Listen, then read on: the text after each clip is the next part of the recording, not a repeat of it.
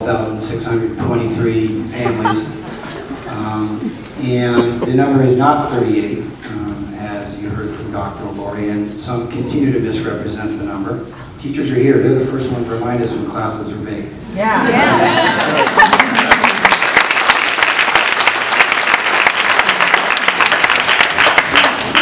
So it sounds like maybe you have a comment, Ms. Herman, and then I'd like to have a final word before I turn it over to President Hergesheimer to call for the action.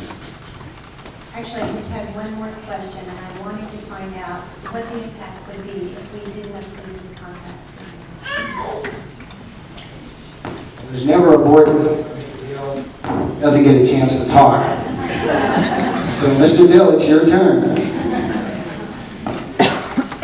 Well, maybe it should have been Mrs. Norton to address this, but really one of the issues that we do have that where the clock is ticking on this is December 31st, and that is because of some changes with CalSTRS regulations, where dollars that have been in the flexible spending account, which have always been creditable towards retirement, and teachers and the district have always been paying STRS contribution for, they changed the regulations and they gave school districts 1 year in order to permanently address that and to redistribute it or make some other sort of arrangements. And so if we were not to get this done by December 31st, then there would be a real jeopardy that there could be a loss of creditable compensation for teachers, and the dollars that both the district and the teachers have been paying would be in jeopardy at that point. And so this is why we wanted to make sure that we got this done before the end of the year. I may have misunderstood your question, Ms. Herman, so thank you for that, Mr. Dill. I thought you were asking more along the lines if we didn't approve the contract and the raise, what the budget would look like. I thought that wasn't your question? Actually, that was my question.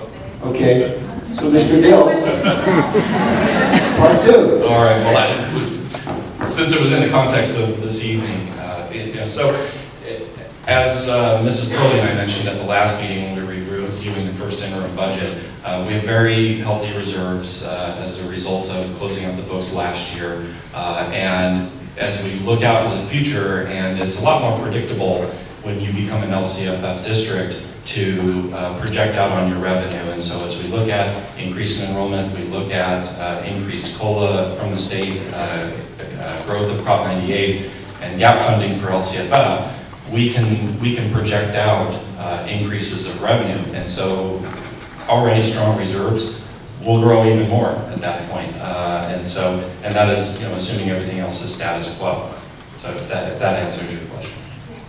Thank you very much.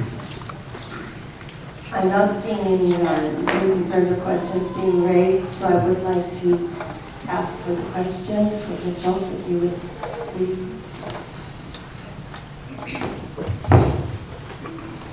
Sophie McMullen? Yes. Madeline Epple? Yes. Emma Schneer? Yes. Mackenzie Bob? Yes. Ms. Muir? No. Ms. D'Alessandro? Yes. Ms. Herman? Yes. Mr. Salazar? No. Ms. Hergesheimer? Yes. That carries. And I have one speaker slip here for someone who requested, they got their slip in before the 4 p.m. deadline, but requested to speak at the conclusion of our meeting. So if Bob Croft would please come forward.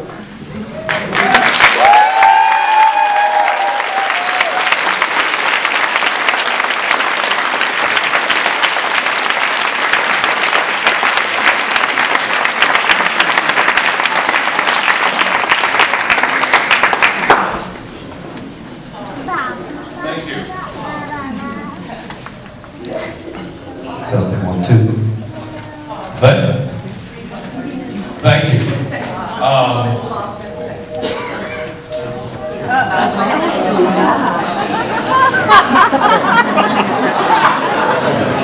You heard the union boss was going to talk.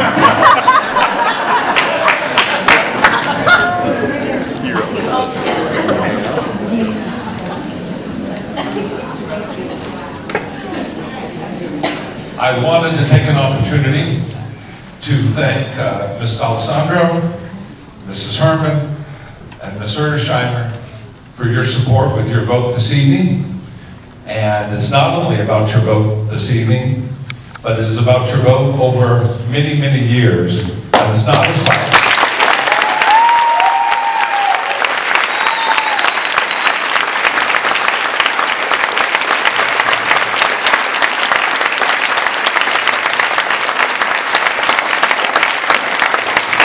And it is most definitely not about a vote to support the Big Bad Union.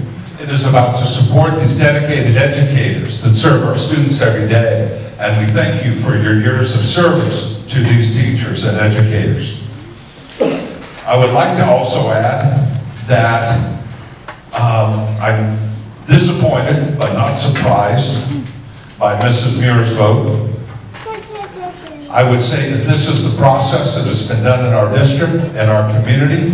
You've lived in our community, you've served in our community. Superintendents Barrier, Lynch, Noah have done the same things that Mr. Schmidt encouraged. I would hope you would not stay in the dark, but come out of the dark to how we do things here in San Dieguito. It's not broken. We don't need you to fix it.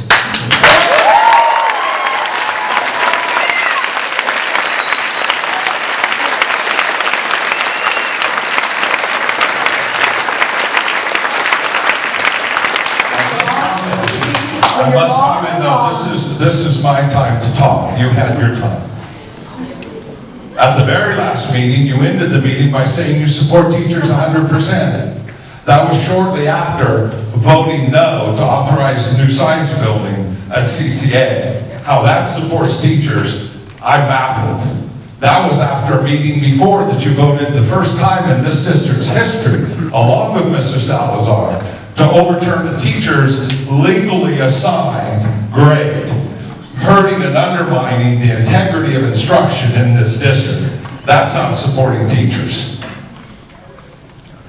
Mr. Salazar, and you need to understand that the taxpayers you purport to represent approve Proposition AA and the wonderful projects that are taking place throughout our district every day.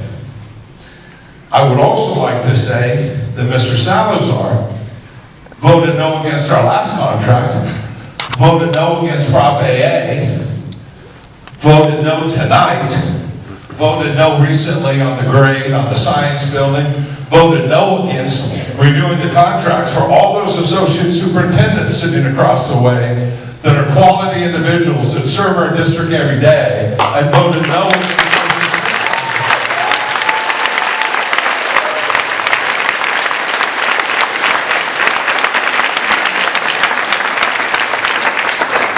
You don't support instruction in keeping this district as outstanding as it is by undermining quality leadership that supports teachers every day in their jobs.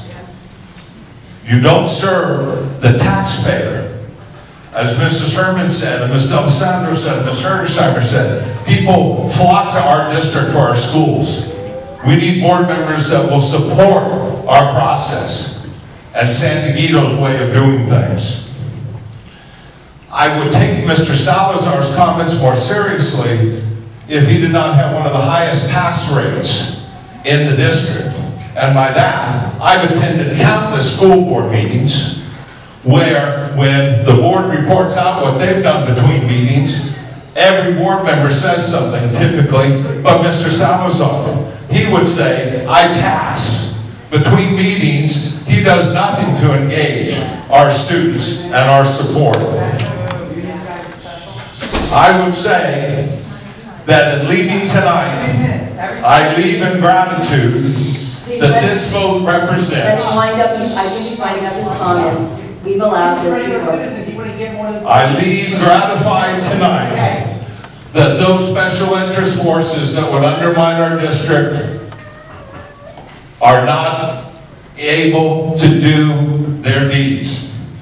That today, this vote represents the best of our community and their support for our educators. Thank you and good night.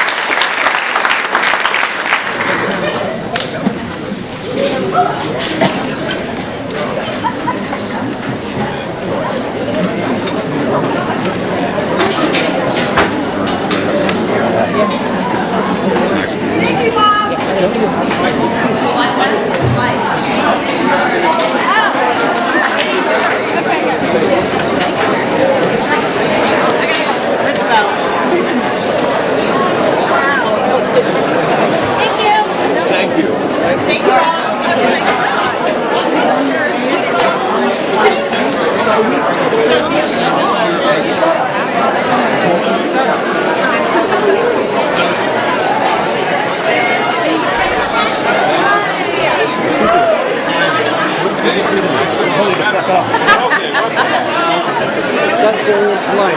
I'm an educator. You guys aren't going to intimidate me or him. I don't care how many blue shirts there are. I want to say hi to you before I left. Thank you. Nice try.